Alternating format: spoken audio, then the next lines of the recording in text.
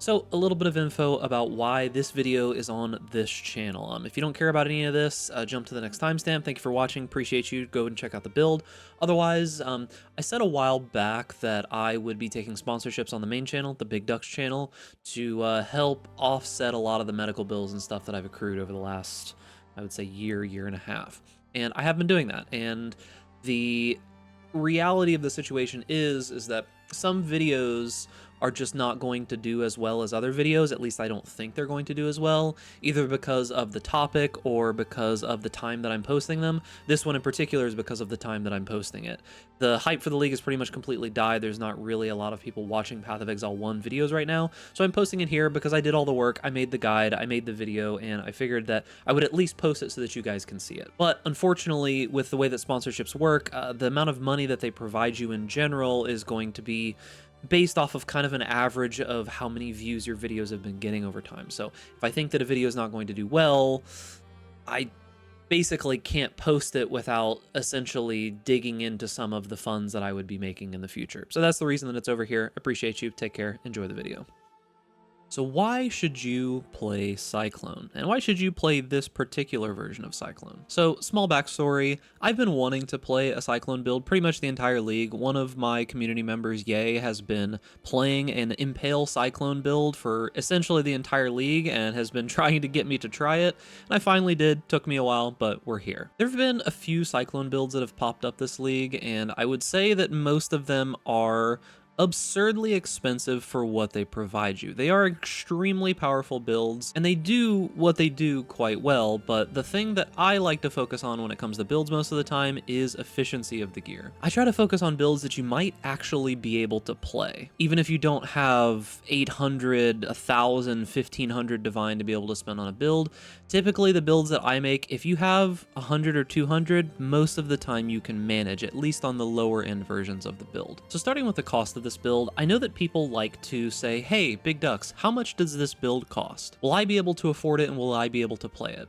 So unfortunately, there's not a satisfying answer for you here, and there never is. Anybody that tries to give you a, hey, this build is going to cost X, Y, or Z, is not being completely honest with you, because anytime a content creator makes a build of any kind, the price is going to change. You can mitigate this pretty heavily, but most people do not. There are a few out there that do actually try to make efficient builds, and I do appreciate the work that they put in, because this is something that I do myself as well. So if you enjoy builds that function well on obtainable gear for most people that make it to the end game of Path of Exile, make sure to like this video and subscribe to the YouTube channel, because going forward in Path of Exile 2, I do the same exact methodology, and for any builds that happen in the future in Path of Exile 1. This is the main thing that I've been focusing on with my builds. Now, talking specifically about Cyclone, because I know that's what you're here for, not to hear me wax poetic about the current situation with build guides and build creators and stuff in Path of Exile. So the main idea behind Cyclone is that it is a one-button build that you can essentially just hold right-click, it's your movement skill, it's everything.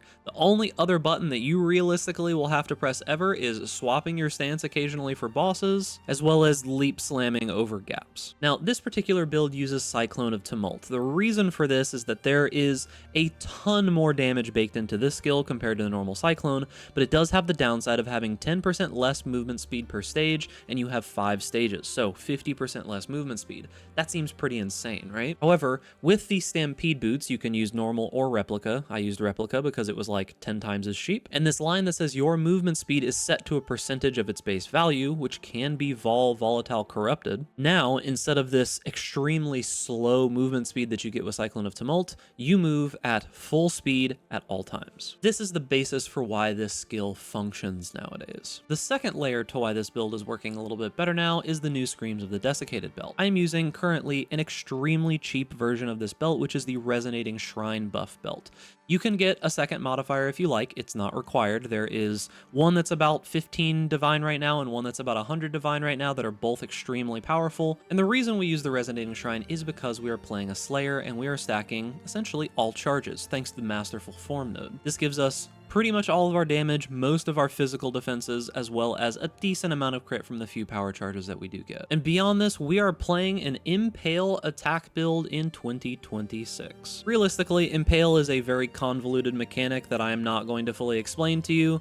just assume that for every impale that's on the enemy, you do like a percentage more damage. Let's say like, I don't know, like 8 to 10% more damage for each impale that's on the enemy, and we get quite a few. Beyond that, for our offensive layers, we're scaling crit because it's very easy with axes. With your defensive stances going in the expensive version of this build, you're doing probably anywhere from 50 to 55 million DPS, and when you swap over to blood, which does lower your defenses by a small amount, you're doing 80 million DPS on single target. So the build has quite a bit of damage. As for defenses, in Path of Exile, there's typically 3 layers of defense that you want on any build, and that's going to be avoidance, max hit, as well as recovery. For our avoidance layer, quote unquote, we are using Defiance of Destiny. This doesn't actually give us avoidance, but it serves the place of avoidance. The way that Defiance of Destiny works is that you gain a percentage of your missing unreserved life before being hit by an enemy. And an interesting bit of tech is that when you use this with Petrified Blood, without reserving very much of your life, you gain back a larger portion than what you would normally. As for our max hit, we have armor, we have quite a bit of life, we're also running Fortify as well as some max Elirez, and all of this combined with the expensive version of the build brings us up to like 30,000 or like 34,000 max Fizz hit, as well as like 80,000 to 85,000 elemental max hit, with an effective hit pool of 500,000 plus. Now as for recovery, we're a melee build, this build leeches quite a bit, and we do have some regen on top of that to keep us topped off pretty well. Now if you're just here for the written guide, it is linked down below, but I do ask that if you are going to jump off of the video, give the video a like and consider subscribing for more content similar to this. And without further ado, let's get into the video. Alright, so before you jump off, yes, Bob is there. That's Bob. Yes, he's here. Yes, I'm using the companionship support. It's different this time, though, I promise. And I've never been wrong about something before this big, right? Like, I would never do that, ever. But this time, for real. The thing about Bob is that on the previous build that you might have remembered, I was doing Corrupting Fever, where you would self-use Corrupting Fever. It'd take like half of your health so you could proc Adrenaline on the champion, blah, blah, blah, blah, blah. This time, all of that is automated. There's no maintenance, there's no anything with Bob. So I do want to show you real quick how this works. So we are going to, I'm just going to grab this. We're not actually going to fight Cirrus, but I do want to show you the damage that Bob takes and how it differs. All right, so the main thing I want you to watch is I want you to watch Bob's health here, okay? He does not have his defensive buff. I have not been stacking it. I just want you to see the amount of damage that he ends up taking, okay? You see how Bob's dying, and he's dying relatively quickly too. Like he's getting hit pretty hard, right? Okay, so we've reset this now, and now what I'm going to do is I'm going to turn on this automation. And with this automation on, now that it's stacking the Corrupting Fever and it's stacking the souls on Bob now, after a little bit, once you start seeing him get as big as I am, he's pretty much immortal going forward, and this stays on the entire time that you're in the same zone. He is essentially just not taking any damage. So we're going to go back into here, and we're going to wait for the boss to drop down, and then I'm just going to let Bob start taking some hits, okay? And I want you to watch his health now. So Bob's not really taking damage anymore. He's standing and stuff, and he's taking a little bit despite standing in the Awakener's Desolation, right? But this is just going to continue to get bigger and bigger, and he's just going to get tankier and tankier as time goes on. So you can see he's not dying now, right? Like I might know. Actually, I didn't die. He stood in a die beam. He's standing in Awakener's Desolation. He's standing in everything, and he's completely fine, right? So as long as you are stacking this on Bob, he's completely fine. And now I'm going to so as you can see, Bob is automated. He takes essentially no damage. He gives you all of the buffs that he did in the previous build, meaning that you're getting like Malediction, you're getting the companionship buff, meaning 15% of damage that you take is redirected to Bob, who's essentially immortal. You're getting crit immunity, you're getting action speed immunity, all that kind of good stuff. So Bob, much better this time. No maintenance. You don't have to do anything, okay? Now let's talk about the rest of the build. So I am going to jump back into this zone just to show you one or two other things. So first off, let's talk about Blood Stance versus Sand Stance. So with these two abilities, the way that these work, there are two of them. We've got Blood and Sand, and we have Flesh and Stone. When we are in Sand Stance or Stone Stance, whatever you want to call it, we're going to be having more AoE, doing a little bit less damage, and then we're going to take less damage from enemies that we're nearby. So obviously, this is going to be better for probably clearing, meaning that you want bigger AoE, you want to be able to survive a whole bunch of hits, that kind of thing. On the flip side, when we are in Blood and Flesh Stance, we're going to be doing more damage with a little bit less AoE, as well as enemies are going to be taking more physical damage from us. So this is going to be what you typically use for bosses, or you could swap into it for like a hard rare or something like that. I don't really mess with this very much. For the vast majority of the time, I just sit in Sand Stance because I don't really care. But if I'm trying to fight an Uber, or I'm fighting like Vroon and Breach or something like that, and I just really want them to die a little bit faster, I'll swap over to Blood and Flesh. Like it is what it is. The other thing is going to be this Death Rush ring here. So for the most part, this is active constantly while you're clearing. Obviously, you're killing stuff constantly. However, on single target, this might really seem like a dead option, yeah? Well, it just so happens that with the fact that we're using Screams of the Desiccated and we do have these Writhing Jars, you can proc this really consistently. So we'll go ahead and drop a Wormy on the ground, we'll hit him, and now we've got Adrenaline. And when it drops, we can drop another Wormy on the ground, drop another Wormy on the ground, and you have Adrenaline pretty much for as long as you would like. Most bosses are going to be dead by the time that you use all of these flasks, right? And we are using a God Power right now that makes it so that Life Flasks gain 3 charges every 3 seconds if you haven't used a Life Flask recently. So in between phases, like if there's like downtime on Cirrus or something like that, these will slowly fill up. It'll take some time, but you will start to get charges back again, as you can see here. Meaning that with those in-between phases, you'll recharge all of your life flasks and you can keep your adrenaline up again. Now, talking about flasks a little bit more, we do have one Seething Divine Life Flask. This is meant to heal Bob in the early parts of the map. Like if you're spinning and winning through a whole bunch of enemies and Bob is taking a little bit of damage, just spam that Life Flask, you'll get more charges back and Bob will be completely fine. And then we do have a Tincture. I really don't use this super frequently. Like if I open a breach, I'll pop it. If I'm fighting a boss, I'll pop it. If I'm fighting like Vroon or something, I'll pop it. You just pop it for very difficult enemies. This caps your crit. It also gives you a ton of melee weapon crit strike multiplier, which is super huge for us. This is a big boost in damage. So jumping to, I don't know, a random place in the act because I want to show you something about Immortal Call. With Immortal Call and with the way that Resonating Shrine works is that we get charges extremely quickly. So watch when I start attacking these enemies. I'm at full charges instantly, 8, 8, and 4. That's the maximum amount of charges that we can have. So Immortal Call does more depending on how many charges you have. So it lasts like 4 seconds on me, right? And it uses up essentially all of my charges. However, I want to show you how quickly you get the charges back, and you can pretty much use this at max charges constantly. So I'm going to hit Immortal Call, and then hit some, I'm back at full charges again. And by the time that Immortal Call is ready again, I'm way over max again. I can hit it again if I want to. I've got 4 more seconds of Immortal Call.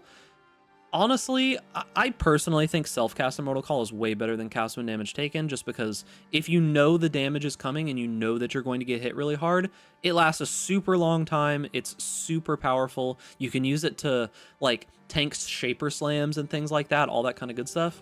But I know some people do just like doing cast when damage taken. They just want to automate it and don't want to think about it. Can do either or. Now, quickly talking about the gear and crafting, because I know this is a little bit of a sensitive topic for some people. A lot of people just don't like crafting. I will say that crafting is a very important skill to learn in Path of Exile, especially Path of Exile 1, and I would say that my builds are probably one of the better starting points for you to learn how to do crafting.